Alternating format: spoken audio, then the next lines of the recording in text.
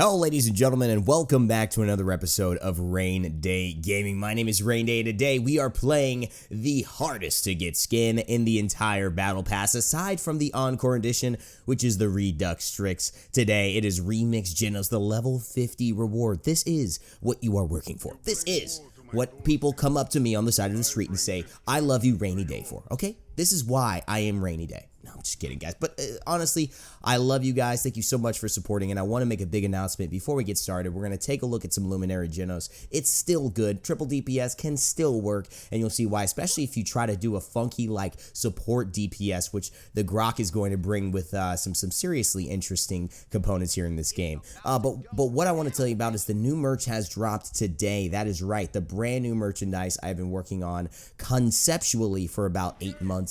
The idea of KRB is here.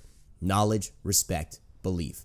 Kirby's, KRBs. This is, I think, the step where I want to take my next merchandise, and it's available now. You can buy it literally below this video on my YouTube channel.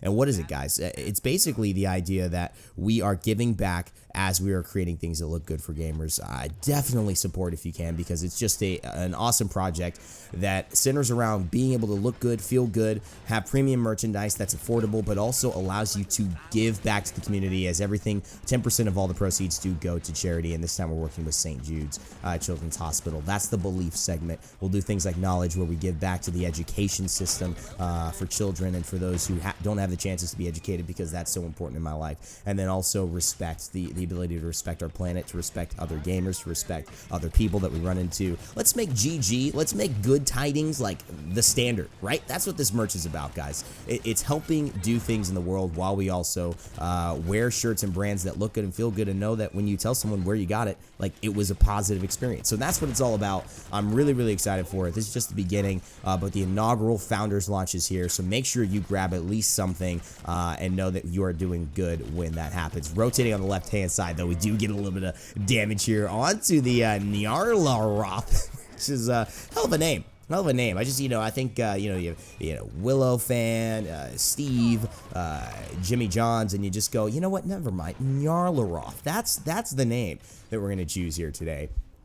But I'm just marveling at the unique skins and textures for this Battle Pass skin, and that's, I guess, the best thing to talk about here right now, after we talked about the merch, and that you guys can get that at Teespring. It is integrated into the video, so make sure to look down below and pick that up today. And let me know in the comment section below if you do that as well, as you get a full through time and space on to the Inara. You get to see the effects there. Trying to find the damage, but oh my god, she is so tanky. Dead Zone falls onto the Fernando as well, and now Nyarlaroth trying to rotate on the left side, and he does. Killer Umbrellas is there, a great player, used to play in the Pro League on Splice, and we are just a day late and $1 short, ladies and gentlemen, to be able to get that one. I actually really can't believe that entire point fight lasted without us getting it for us. Like, that went to them, just shocking to me. But that's how tanky Inara is. I hit her for 2,400 damage, okay? My full ultimate, and she just shrugs it off. Like, you know what I'm saying? Like, I mean, how are you going to deal with that? I mean, the women's power. That is what I'm all about. That is what Inara is, like, the most badass woman that exists on planet Earth. There's no doubt about it.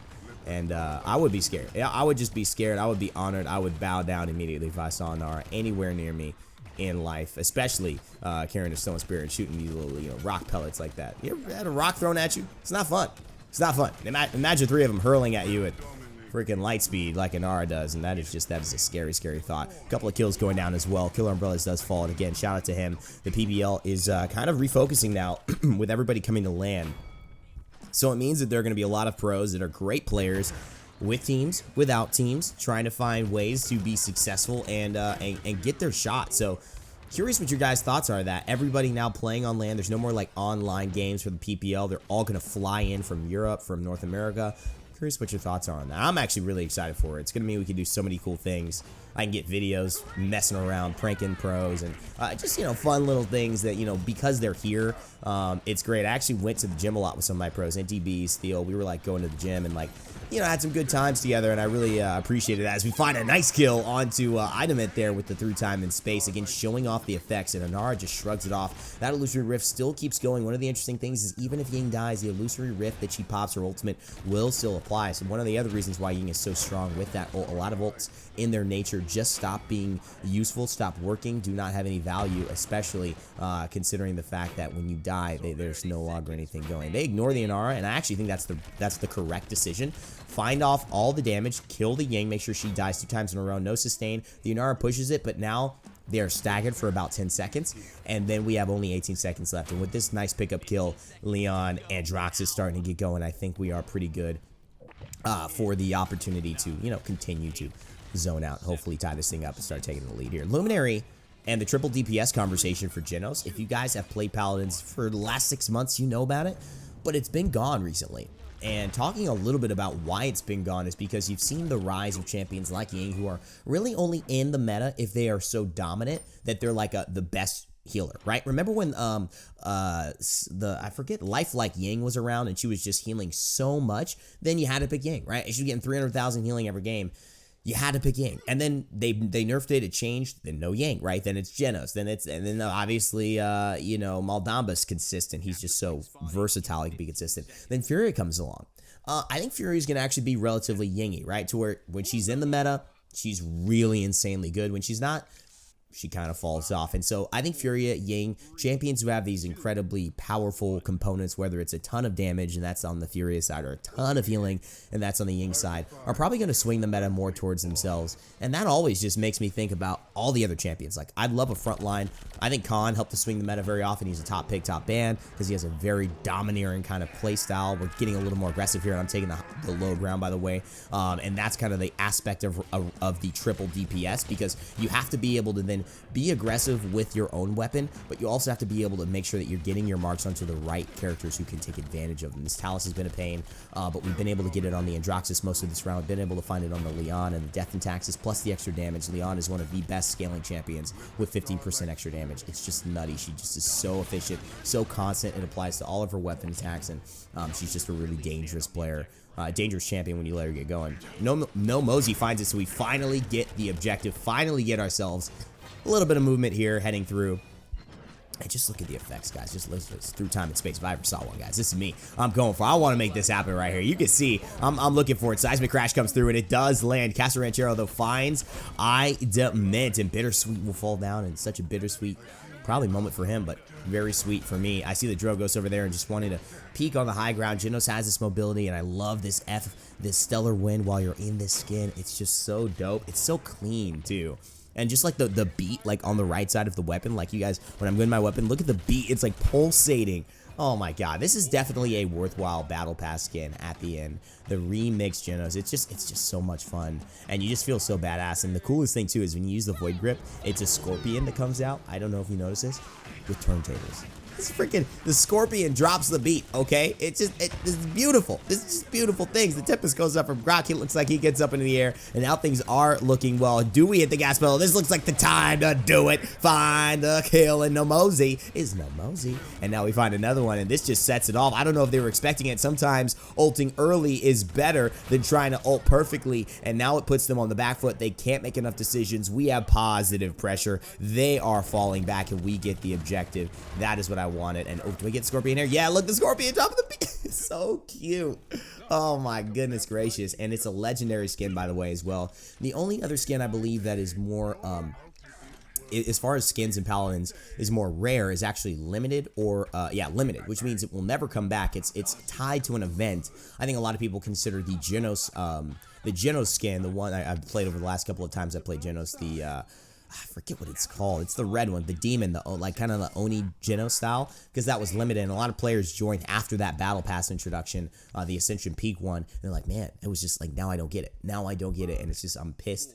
But you know, I don't know. And then there's like exclusive, which is like, I think themed around an event. Like, I feel like the Pumpkin one was like exclusive, and it's like only like a Halloween one. I don't think it was limited, but limited is the rarest because it means it will not come back again. Legendary is the second rarest in terms of this is the best level of skin. And here's the Talus just trying to get rid of me. I got the Scorpion dropping a beat here and trying to just do my thing. And oh my god, it looks like I can't juke enough. He is going to take me down. I'm on a 22 streak, ladies and gentlemen.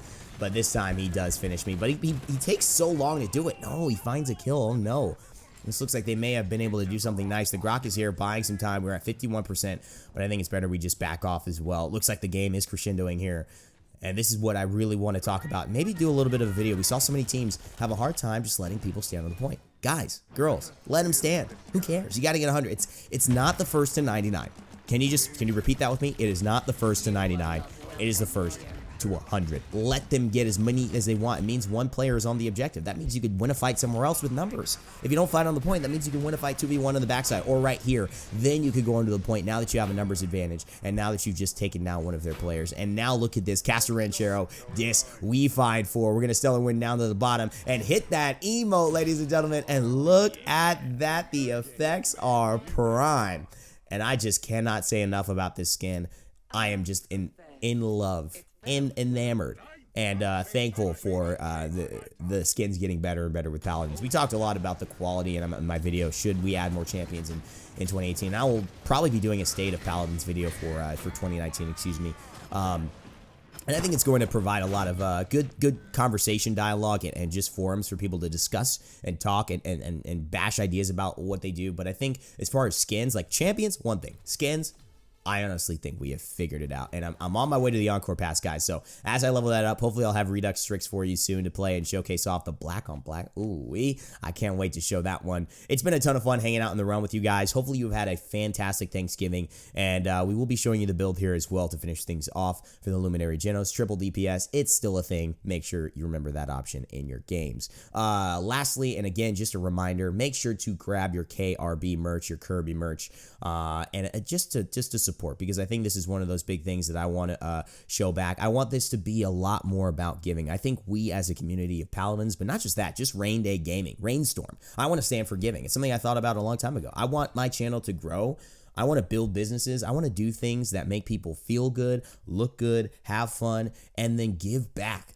Because isn't that like, we've just accepted a standard in life where, okay, I take, and then that take comes from you, or that take comes from something that someone else could take. What if I take and I give of the taking? What if businesses were more that? What if that was the standard of how to be, right? And what if toxicity wasn't the standard of gaming? What if it was respect? And what if not having hope wasn't the standard, or things like that, or having this doldrums, but having belief that things will work out and giving people belief? That's the goal, guys. That's what KRB is about. Grab it. It's down below, right below this video, or go to my Teespring shop. You will see it. As always, my friends, remember to never give up, never stop gaming, and I'll see you all next time.